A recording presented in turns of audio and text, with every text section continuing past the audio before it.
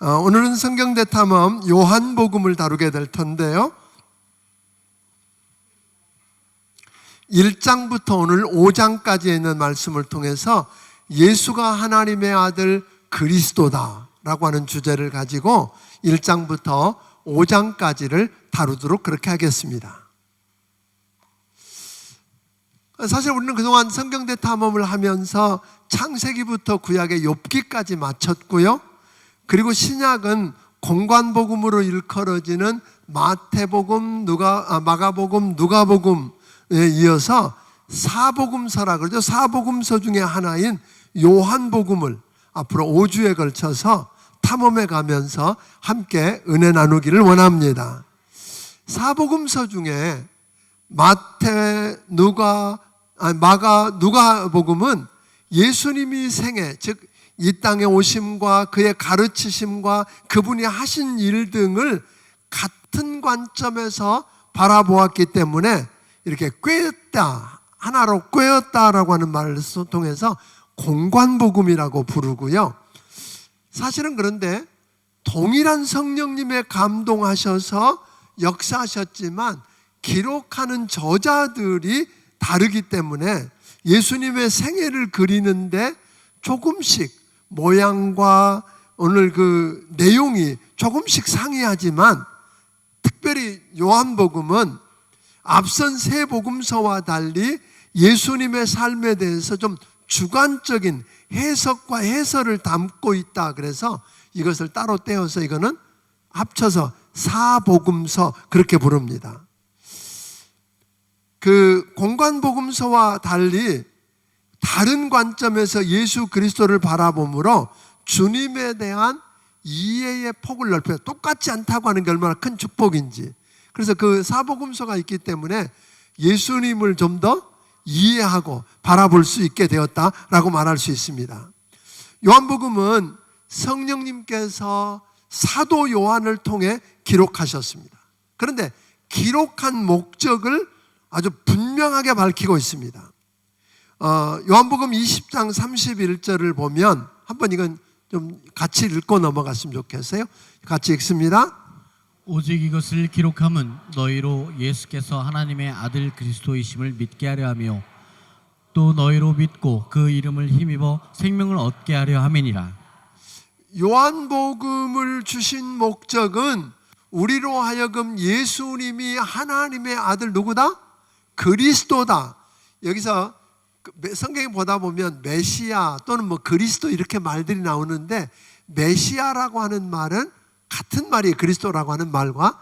다만 메시아는 히브리어고 그리스도라는 말은 헬라어입니다. 그 차이일 뿐 내용은 같습니다.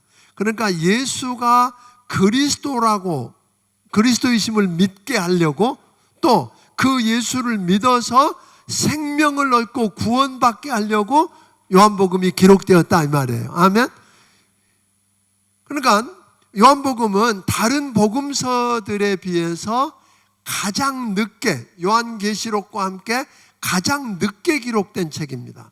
한 AD 90여 년경 이렇게 기록되었는데, 이 당시 배경을 보면 유대교 사람들이, 이스라엘의 유대교 사람들이 하나님께서 구약 성경을 통해서 유월절도 지키고 할례도 받고 각종 규례를 지키라고 했고, 우리는 그대로 하니까 우리가 뭐다?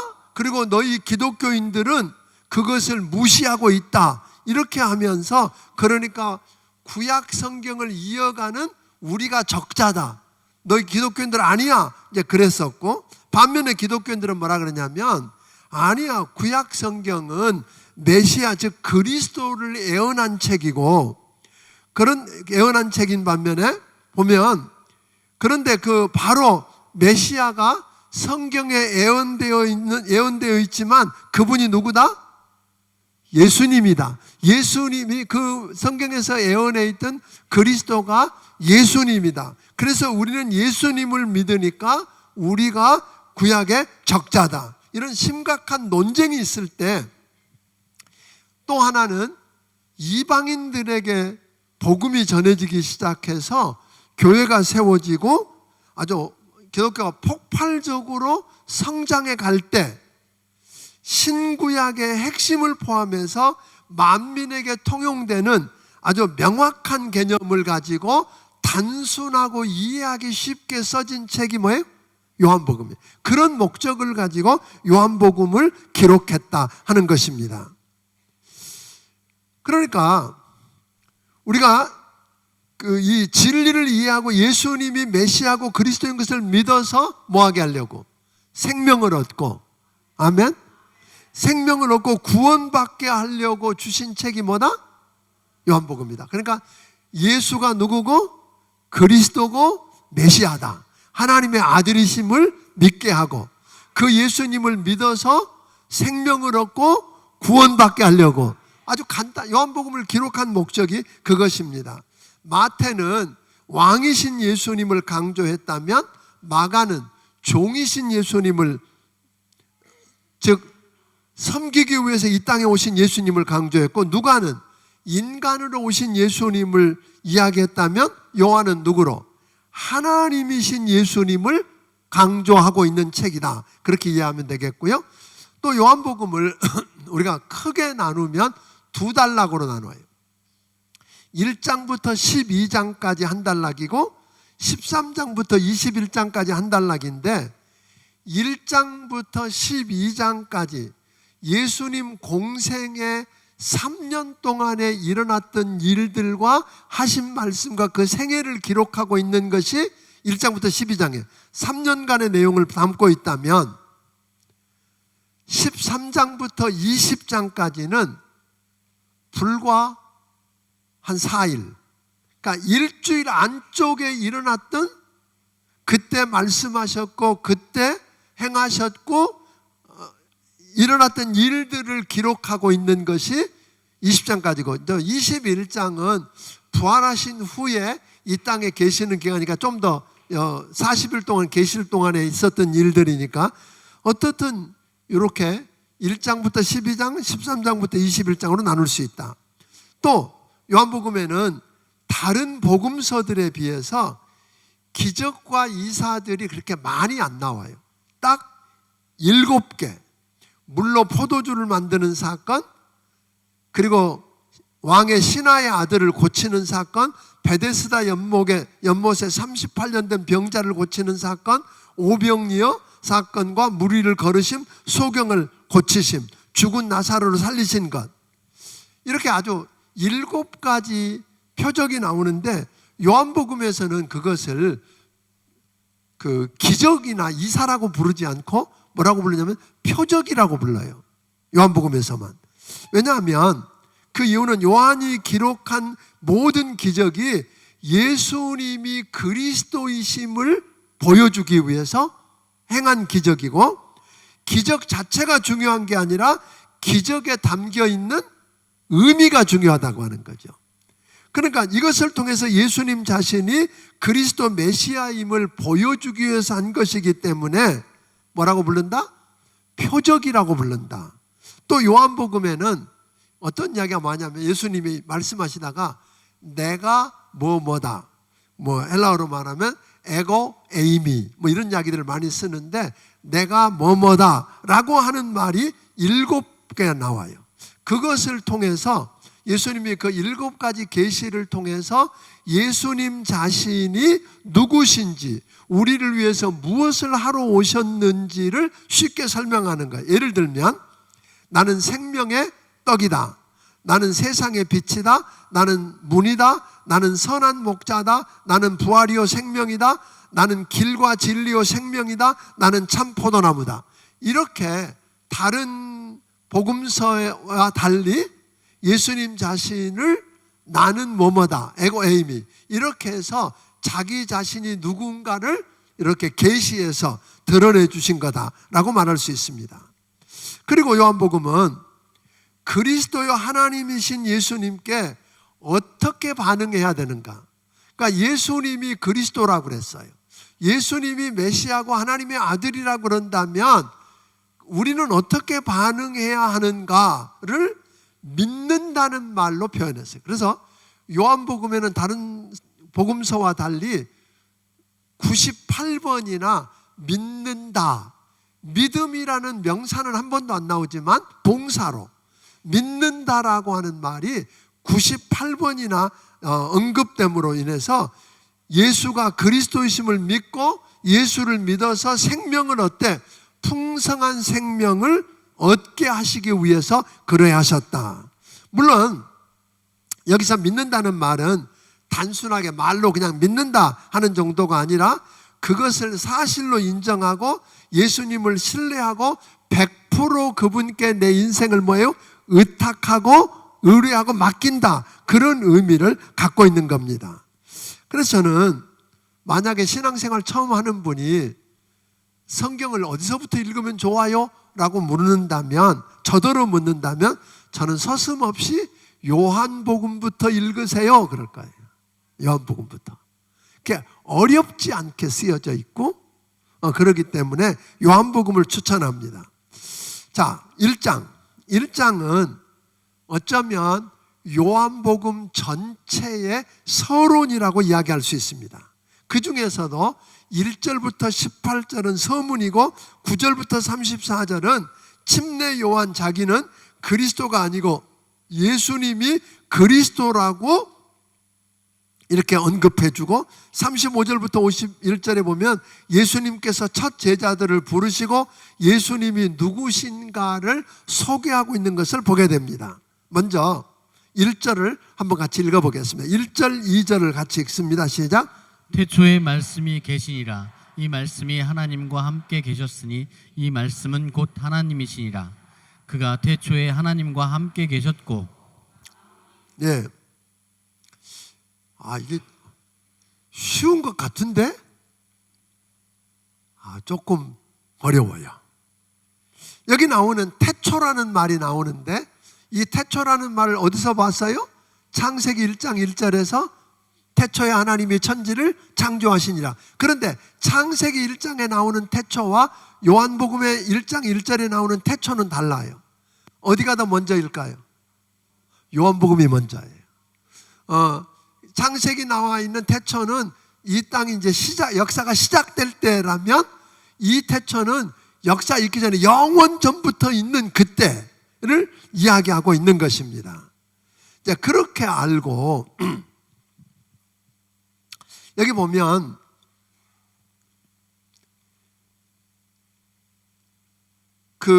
여기 보면 영원 전부터 말씀이신 예수님이 하나님과 함께 계셨고 그분 자신이 바로 누구다?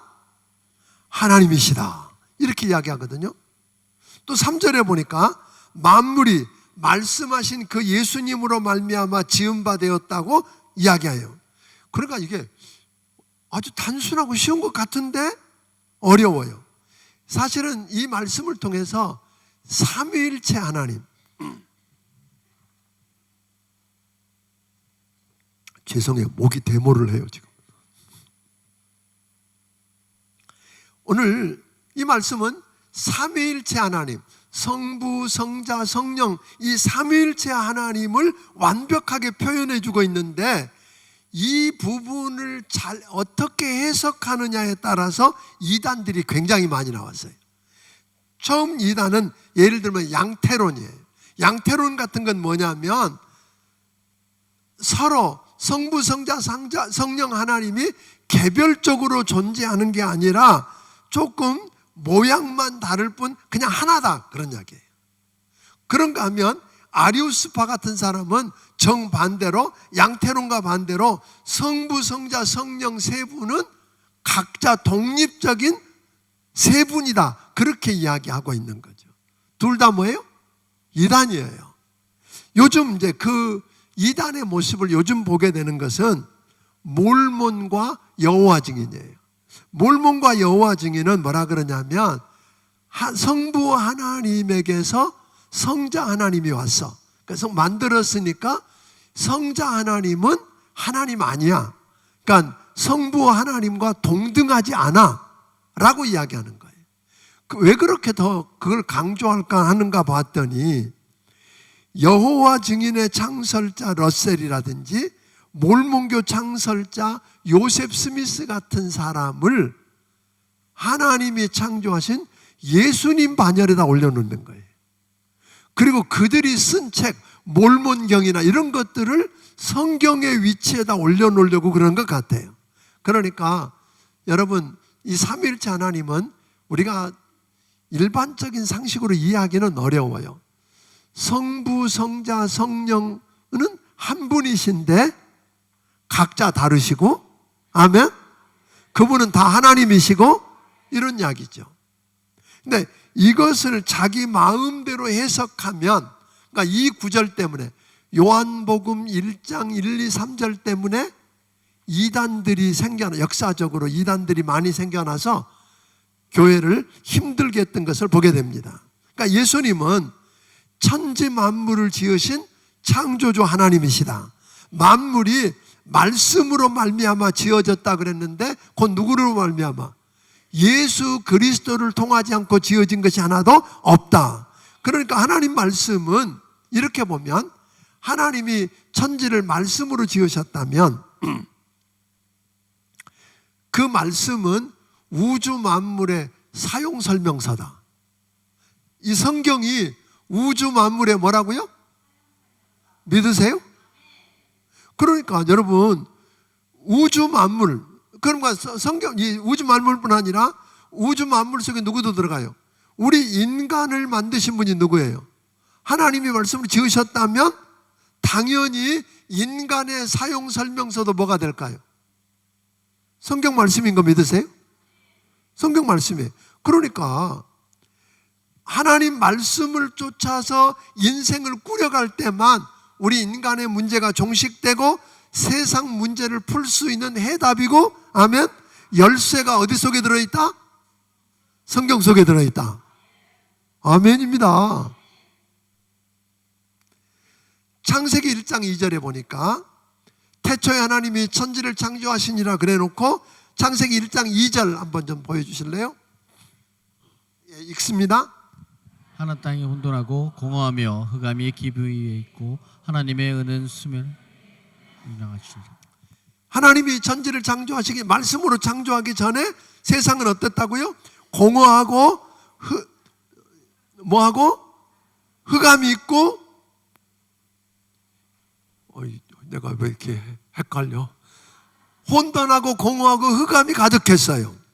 자, 기품 위에 있었다 그래. 그러니까 이때 예수님이, 하나님이 그 주님을 통해서 말씀으로 빛이 있으라 임하자 세상에 뭐가 들어왔어요? 생명이 들어오고 빛이 들어왔어요. 우주가 이루어진 거예요. 그러니까 공허와 무질서와 흑암에 뒤덮여 있다면 그것을 질서로 만들려면, 케아스가 코스모스, 무질서가 질서로 바뀌려고 그러면 뭐가 들어와야 돼요? 하나님의 말씀을 듣기를 바랍니다. 여러분이 인생이 정리되고 싶으면 뭘 들어야 돼요? 말씀 들어야 됩니다. 아멘? 말씀 들어야 돼요. 그런데 10절에 보니까 말씀이신 하나님, 그 창조주로 말미암아 세상이 지은 바 되었으되 세상이 그를 알지 못하고, 우리 하나님이 예수님을 통해서 말씀으로 이 세상을 창조하셨는데 그 지으신 그분을 알지 못하고, 또 그분이 친히 말씀이 14절에 보니까 육신을 입고 이 땅에 오셨으되 자기 백성이 뭐하지 않았다? 영접하지 않았다. 또 빛이 아니고 빛에 대해서 증언하기 위해서 보내심을 받은 침례 요한이 와서 아무리 예수가 그리스도라고 증언해도 사람들이 받아들였어요, 안 받았어요? 안 받아들이는 거예요. 그렇지만 12절에 뭐라 그랬어요? 이 12절 같이 한번 읽어봅니다. 시작. 영접하는 자 곧 그 이름을 믿는 자들에게는 하나님의 자녀가 되는 권세를 주셨으니. 여러분, 예수님이 이 땅에 오셨을 때 사람들은 천지를 창조하신 그분을 인정도 안 하고 영접도 안 했지만, 그 예수님을 그리스도로 믿고 영접하면, 주인으로 영접하면 우리는 하나님의 자녀가 되는 특권을 얻습니다. 침례 요한에 대해서 좀 더 생각해 보면 침례 요한은 많은 사람들이 침례 요한을 따랐어요. 그분이 메시아일 거라고 생각했어요. 그래서 당신이 메시아냐 그리스도냐고 물었는데 그때 침례 요한은 뭐라 그래요? 가만히 침묵하면 사람들이 괜찮을 텐데 침묵 안 해요. 나는 아니다. 그렇게 아주 증언해요. 내가 아니고 오늘 예수 그분이 그리스도다. 내가 침례 줄 때 보니까 그 위에 성령이 임하는 걸 보니까 나는 물로 침례를 주지만 그분은 성령으로 침례를 줄 뿐이다. 그분이 메시아다. 그러면서 그 예수님을 가리키면서 보라 세상 죄를 지고 가는 하나님의 어린 양이다. 와, 대단하지요. 그리고 그분은 흥해야 되고 나는 쇠하여야 된다. 나는 그분의 신들며 풀기도 감당 못한다. 이렇게 자기를 낮추고, 그러니까 자기 정체성이 분명했던 거예요. 요즘 말로 말하면 뭐예요? 자기 주제를 아는 거예요. 분명하게 알았어. 그래, 내가 낮춰진 게 아니라 우리 주님이 그 침례 요한을 가리켜서 뭐라 그러세요? 여자가 낳은 중에 가장 큰 자라고 이야기하셨던 것은 그런 까닭입니다. 그런 더 귀한 것은 예수님을 보고 침례 요한이 봐라 저분이 메시아다 그랬더니 침례 요한을 따르는 제자들이 침례 요한을 떠나서 예수님께 갔어. 그 간 제자가 2명이나 있어. 누군지 아세요? 내가 메시아를 만났다 와봐라 하고 소리 지르던 안드레가 침례 요한의 제자였어요. 이 요한복음을 쓴 누구도 요한도 침례 요한의 제자였을 거라는 이야기예요. 그런데 이 두 사람이 다 예수님께 가는데 슬퍼하지 않으세요. 기쁘게 보내드릴 수 있는, 그래서 요한이 참 멋지다 그렇게 이야기할 수 있는 것 같습니다. 그렇게 해서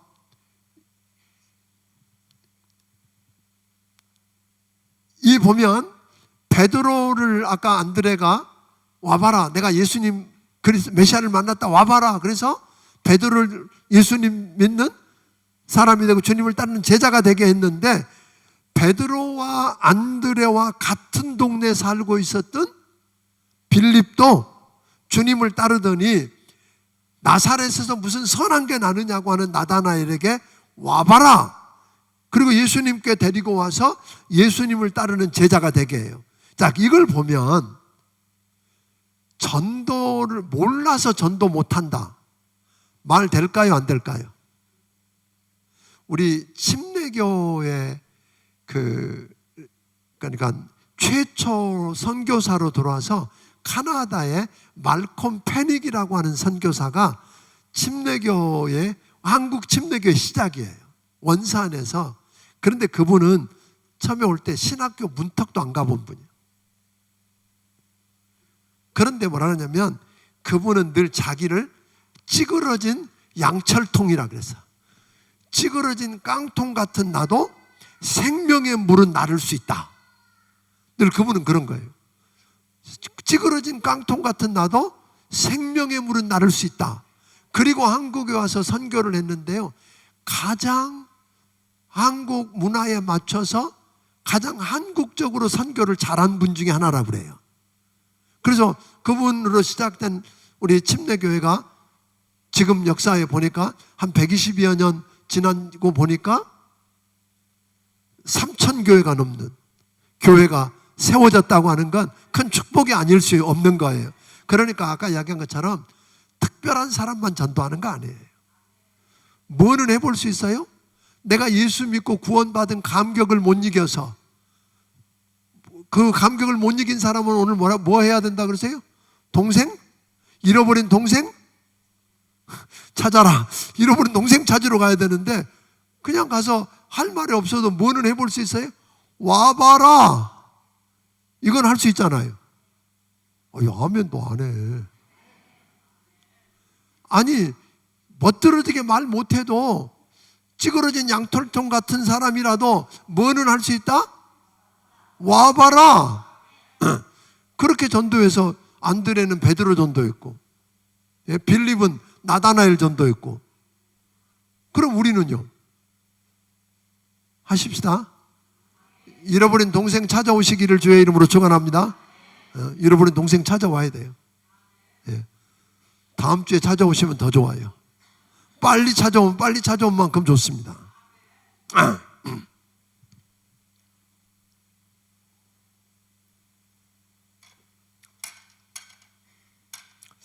자, 2장으로 넘어갑니다.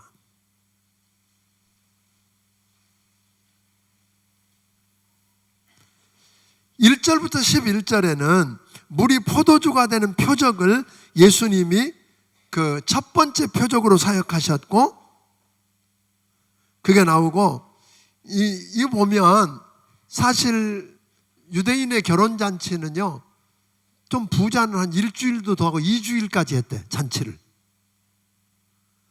없어도 보통 한 일주일은 잔치하는 거예요. 근데 하는 중간에 뭐가 떨어졌다? 포도주가 떨어졌다는 말은 심각한 이야기예요. 망신당하는 거예요. 수치스러운 일이에요. 즐겁고 기뻐해야 될 잔치 자리가 슬픈 자리로 변할 수밖에 없는 상황이었어요. 그런데 물로 포도주를 만들어서 해결해 버립니다. 이 일이 어떻게 가능했는가? 먼저는 마리아로부터 시작되는데, 마리아는 남들이 못 느낄 때 그 집안에 지금 뭐가 떨어졌다? 포도주가 떨어졌다. 문제가 된다. 문제가 있다는 걸 바로 인식했어요. 내게 어떤 문제가 있는가를 인식했고, 두 번째는 그 문제는 이제 포도주 떨어진 건 누구든지 알 수 있어요. 그런데 갑자기 그 많은 포도주를 어디가 사고 돈은 어디 있고, 이게 문제인데 오늘 이 문제를 해결해 줄 수 있는 분이 예수님이다 라고 알았어요. 왜냐하면 마리아는 그 아이를 탄생함부터 과정 속에서 그분이 그냥 내 아들이 아니라 하나님이시다, 하나님이 보내신 메시아다 알았기 때문에 그 문제를 가지고 누구에게 왔어요? 예수님 앞에 가져다 놓았어. 그런데 문제를 가져다가 예수님께 갖다 놓는 걸로 해결되지 않아. 그죠? 그렇다고 포도주가 금방 된 거 아니었어요. 마리아는 그 일이 이루어지는 통로를 만들어요. 그리고 하인들을 불러놓고 이야기해요. 주께서 무슨 말씀을 하든지 그대로 해봐. 그러니까 우리가 믿고 주님 말씀 앞에 순종할 때 기적이 일어나는 거예요. 오늘 그런 거죠. 그래서 말도 안 되지만 이 종들은 그 돌 항아리에다가 물 채우라 그러니까 채우고, 아니 물 퍼다 주라, 아니 포도주 달라는데 물 떠다 줬다가는 그 노예들은 뭐예요? 종들은 맞아 죽든지 쫓겨나든지. 그런데도 자기 느낌이나 기분 의지하지 않고 주님 말씀에 그대로 순종했더니 물이 포도주가 됐다. 그 나중에 포도주가 더 맛있다고 즐거워하는 사람보다 더 큰 즐거움은, 기쁨은 누가 누렸어요? 물이 포도주가 되게 하는 이 기적에 쓰여졌던 종들이잖아요. 순종해서. 그런 기쁨이 여러분에게도 일어나기를 바랍니다. 밍밍한 맹물 같은 우리 인생 속에서도 물이 변하여 생명의 포도주가 되는 즐거움과 기쁨이 회복될 수 있다. 우리 문제를 누구에게 가져다 주면, 문제가 있는 걸 알고 내 비참함을 알고 그게 죄인 줄 알고 그 문제를 나는 해결할 수 없지만 예수님, 그리스도이신 예수님이 해결한다고 그분 앞에 갖다 놓고 그분이 말씀한 대로 믿음으로 순종하면 기적이 일어나는 줄로 믿습니다. 그 다음은 탐욕 때문에 마땅히 하나님께 예배해야 하고 기도해야 될 성전이 더럽혀지고 하나님께 나아가는 장애물이 되어 있는 걸 보시고 청결케 하는 모습을 보게 됩니다. 46년에 걸쳐서 지어졌던 헤롯 성전을 헐으면 내가 사흘 만에 일으키겠다고 말씀하므로, 성전이 누구라? 예수님 자신이 성전임을, 그리고 예수를 믿고 구원받아 하나님의 성령이 있는 사람이 주님의 성전임을 믿습니까? 예수 믿는 사람들이 모여있는 모임을 성전임을 가르쳐 주는 거예요. 그러니까 여러분 개인과 우리 교회가 하나님을 예배하고 섬겨야 하는데 더럽혀졌다면 오늘 여러분 주님 모셔드리고 회개하고 청결케 되기를 주의 이름으로 축원합니다. 회개하고 돌이켜서 악에서 떠나서 주님께로 돌아오면 우리 주님이 청결케 해 주실 것입니다. 그러니까 아무리 귀해 보이고 좋아 보여도 하나님께 나아가는데, 하나님께 예배하는데 장애물이 된다면 그것은 과감하게 뭐예요? 포기하고 청결케 해야 한다는 것입니다. 3장입니다. 예수님은 예수님이 행하시는 표적과 기적을 보고 감동받고 믿는 사람들이 많았는데 그들을 신뢰하지 않는다 그랬어요. 액면 그대로 안 믿겠다는 거죠. 그래서 예수님은 그 지체 높은 산헤드린이라고 하는 신분을 갖고 있었던, 그리고 그거 잃어버릴까 봐 밤중에 예수님 찾아왔던 니고데모에게 뭐라 그랬어요? 기적을 보여준 게 아니에요. 물과 성령으로 거듭나야 구원받을 수 있다. 아멘? 그러니까 물과 성령으로 거듭나지 않으면 하나님 나라를 볼 수도 없고 들어갈 수도 없다. 예수님 하신 일에 대한 궁금증과 구도자의 마음을 가지고 예수님께 나왔던 니고데모. 그 당시에는 해결되지 않은 것 같았는데요. 보니까 모태에 다시 들어가야 돼요? 어떻게 들어갔다 나와요? 이러던 그 니고데모가 예수님을 만났고 예수님 말씀을 들었기 때문에 저는 그가 거듭났다고 믿습니다. 왜냐하면 예수님이 십자가에 못 박혀 죽으시고 난 다음에 예수님을 아리마대 사람 요셉의 무덤에 장사 지낼 때 그 장사에 쓰는 향품들을 가지고 온 사람이 누굴까요? 니고데모였어요.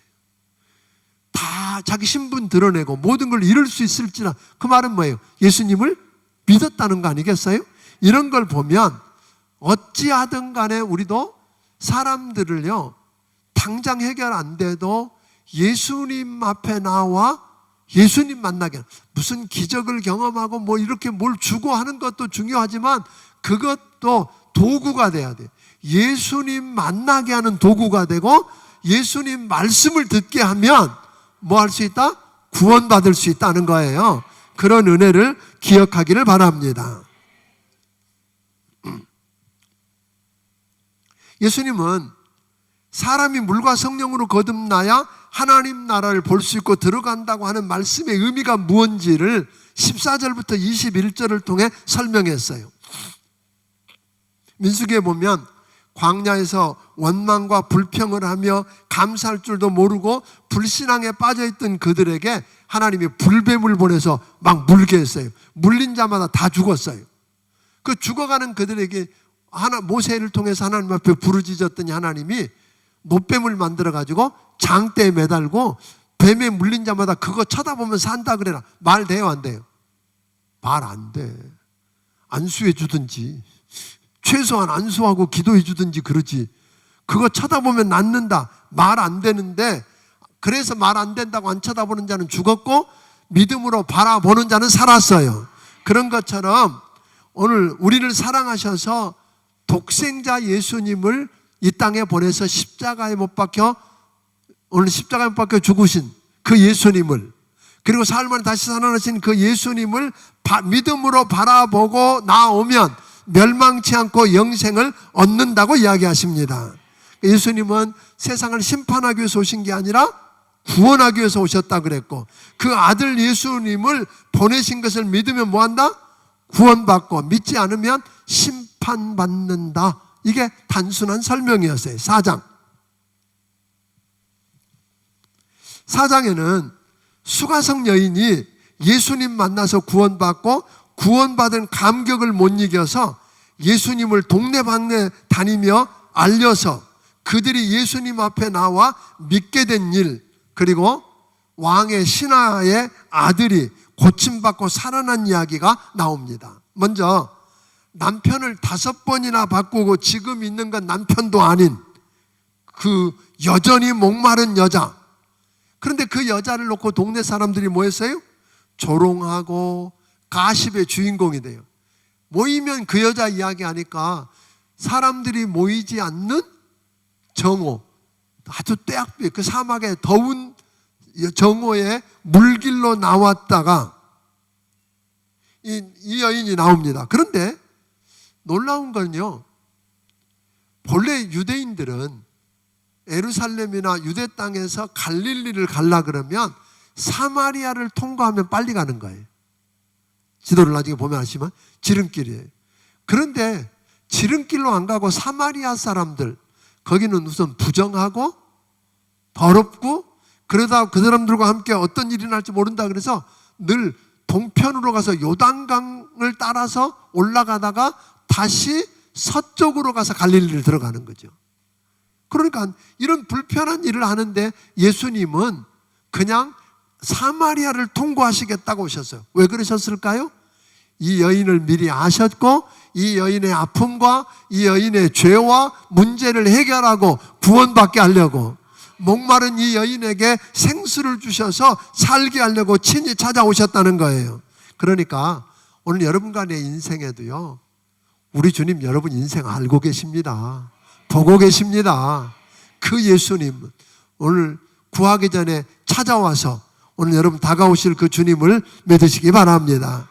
이 사마리아 여인은 자기에게 물 좀 달라고 하는 유대 남자가 메시아로 오신 예수님이라는 걸 이야기를 하다가 깨닫게 돼요. 믿고 그분께 그 인생을 의탁하고 자유케 됩니다. 구원받고 주님이 주시는 생수를 마시고 오늘 갈증이 풀어진 걸로 끝나지 않아요. 너무 감격해서 물동이를 버려두고 동네에 뛰어들어서 내가 메시아를 만났다고, 내 모든 일을 말하신 그분을 만나보라고.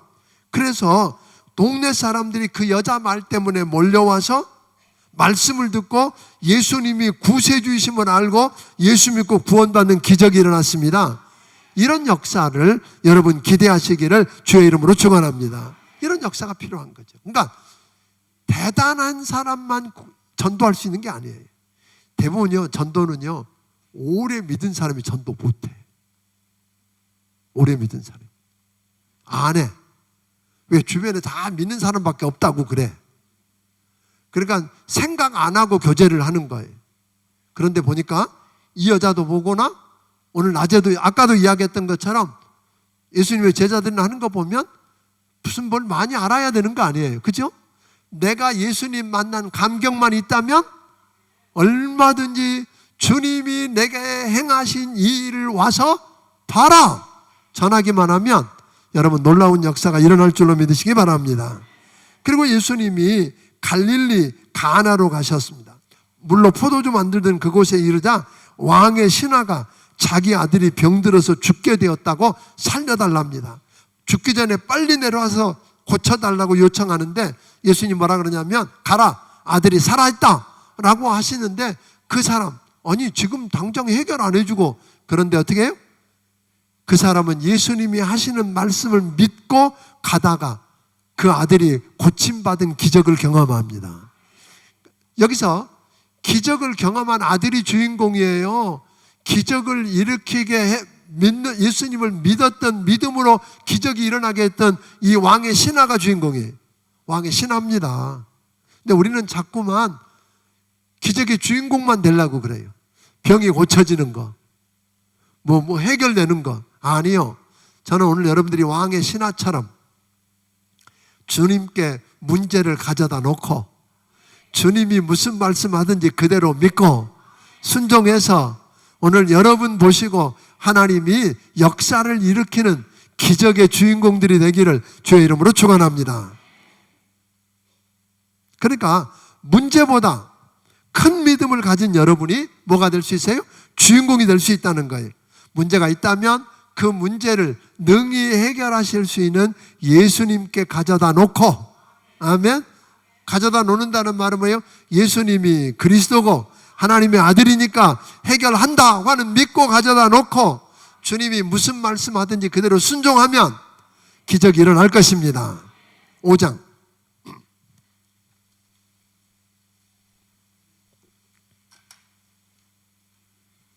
5장에는 예루살렘 양문 곁 베데스다 연못가에 38년 된 병자가 고침받은 이야기가 먼저 나옵니다. 사람들이요, 그 연못이 그 간헐천이었던 것 같은데 연못이 막 동할 때 그들 생각에는 뭐냐면 천사가 내려와서 물을 동하게 할 때 누구든지 제일 먼저 들어가는 자는 낫는다라는 그런 전설이 있는 거예요. 그걸 믿고 온갖 병든 사람이 그 베데스다 연못가에 다 모였는데 거기 누구도 있더라? 38년 된 병자도 있더라. 근데 여기서 베데스다라는 말은 헬라어로 은혜의 집 그런 뜻이에요. 근데 은혜의 집 아니요. 진짜 아픈 사람은 못 들어가. 성한 놈이 들어가. 좀 더 성한 놈이 뛰어가 빨리 들어갈 수 있으니까. 아니 38년 병대처럼 들어누워서 꼼짝도 못하는 사람은 방법이 없어. 그거 은혜 아니죠. 누가 띠 밀어주는 사람도 없어. 그런데 소망이라고 하는 전혀 없는 38년 된 그 병자에게 누가 나타나셨어요? 예수님이 나타나셨어요. 오늘 여러분 38년 된 병자처럼 절박한 소망이라고는 하나도 없는 상태에 있는 분 계세요? 주님이 찾아오십니다. 그런데요, 찾아오셔서 하는 말씀이 말 같지도 않아. 너 낫고 싶으냐? 그래. 아니 그게 말이라고? 낫고 싶으니까 왔지. 근데 주님이 그에게 너 낫기를 원하느냐? 라고 물어봐요. 왜 그랬을까요? 우리 안에 믿음의 불씨를 일으키는 거예요. 그래서 희망의 불씨를 일으키는 거예요. 희망의 불씨가 우리에게 없으면, 믿음이 우리에게 없으면 일 안 하셔, 하나님. 그러니까 다 끝났다고 믿음도 없이 소용없다고 있는 사람을 우리 주님이 일하시는 게 아니라 전혀 희망이 없지만 주여 내가 낫기를 원합니다. 바디메오처럼 주여 내가 보기를 원합니다. 이런 희망의 불씨를 딱 보이면 주님은 바로 역사. 믿습니까? 오늘 그런 은혜 여러분 안에 말씀을 통해서 믿음의 불씨를 일으키기를 주의 이름으로 축원합니다. 불씨를 일으켜야 돼요. 예? 다 사그러져 갖고 다시 불 붙이기를 주의 이름으로 축원합니다. 불을 붙여야 돼. 그랬더니 불씨를 보고 그 믿음의 불씨가 일으켜난 걸 보고 주님 그에게 뭐라고 말씀해요? 내 자리를 들고 걸어가라. 아멘. 걸어갔어요. 우와, 기가 막히죠. 그런데 이 사람이 이렇게 고침받고 너무 좋아하는데 그 사람 고침받는데 보태준 것 하나도 없는 바리새인들과 서기관들이 뭐하고 있어요 지금? 시비를 걸어. 왜? 왜 안식일 날 그 일에? 왜 안식일인데 왜 고쳐줘? 안식일인데 왜 들 거 왜 들고 가?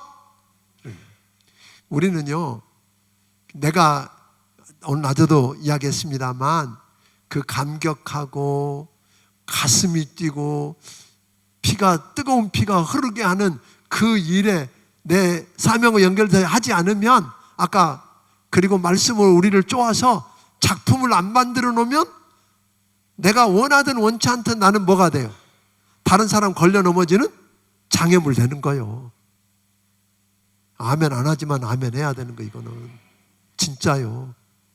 여러분들이 안 변하면, 여러분들이 말씀으로 변하지 않으면, 여러분 안에 가슴이 뛰는 일을 감당하지 않으면 여러분이 원하든 원치 않든 길바닥에 놓인 바위덩어리처럼 다른 사람 걸려 넘어지게 하고, 아멘, 장애물 된다니까요. 그러니까 끊임없이 말씀이 나를 쳐서 쪼개고 다듬고 찌르고 아프지만, 그래서 우리가 다듬어져서 작품이 돼야만 가치가 있고 축복이 되고 영광이 되고 그렇다는 거예요. 아멘. 그런데 우리 주님은 고침받은 그에게 찾아와서 말씀합니다. 너 받은 은혜 쏟아버리지 않도록 죄 짓지 마라. 제대로 주님 기쁘시게 하는 삶 살아라. 은혜를 입었거든 그게 다 끝 아닙니다. 죄 짓지 말고, 아멘. 오늘 하나님 기쁘시게 하는 삶을 살아가기를 주의 이름으로 축원합니다. 왜냐하면 거기가 끝 아니니까 더 큰 은혜를 경험해야 되잖아요.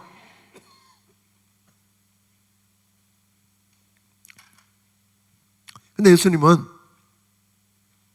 안식일 날 이런 일을 행한다고 막 핍박하는 유대인들에게 아버지께서 일하시니까 나도 일한다. 안식일을 범한 정도가 아니라 하나님을 누구라고 불러요? 아버지래네?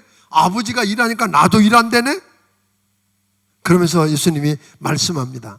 하나님 아버지께서 행하시는 일을 아들인 나도 행한다. 아버지께서 아무도 심판하지 않고 심판을 아들에게 맡겼다. 그러니까 신성모독이라고 도전하는 저들에게 예수님은 자기만 알고 있는 비밀을 이야기하시는 거예요. 예수님이 누구신지 드러내신 거예요. 예수님 누구라는 거예요? 하나님의 아들 그리스도십니다. 아멘. 구속주고, 우리를 구원하는 구속주고 심판주이심을 선언하고 있는 것입니다. 24절 읽어보겠습니다.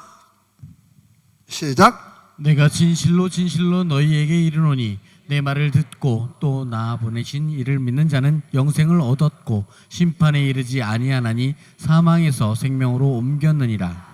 이게 복음이에요. 예수님 진실로 진실로 너희에게는 이르노니 누구를 믿고? 내 말을 듣고 나 보내신 하나님을 믿는 사람은 영생을 얻을 것이라가 아니라 영생을 이미 얻었고, 아멘. 사망에 이르지 않고 심판에 이르지 않고 사망에서 생명으로 옮겨집니다.